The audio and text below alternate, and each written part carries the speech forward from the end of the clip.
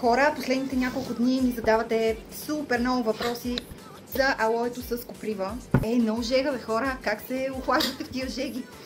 Алоето с коприва е много хубав продукт, благодарение на който може да решите проблеми с високо кръвно, ниско кръвно налягане, висок холестерол, запушени кръвоносни съдове, против образуване на тромби. Изобщо алоето с коприва е специално насочено за цялата сърдечно-съдова система, хормонален баланс, сърдечно-съдови нарушения. Изобщо това е алоето, което се препоръчва и за алергии, автоимунни заболявания, изобщо за регулиране в нашето тяло на абсолютно всичко. Така, пие се 2 пъти по 50 мл, ако човек няма, забележете, ако човек няма здравословни проблеми, пие 2 пъти по 50 мл алое с коприва. Много е приятно на вкус. Така, започва се по специална схема, но това е работа на консултанта да ви обясни как точно да започнете, защото това е изключително важно, иначе може да имате странични реакции, така че се доверете на консултанта.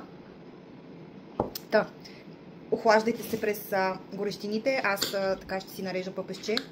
Много вкусно изглежда.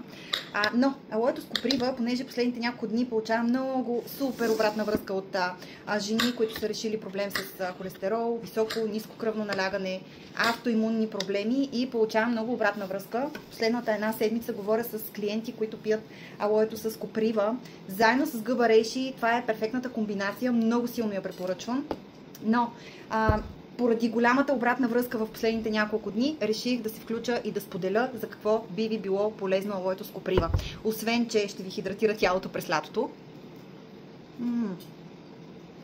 ще ви помогне да нормализирате кръвно, холестерол, кръвни показатели и да изчистите запушени кръвоносни съдове, ако имате такива.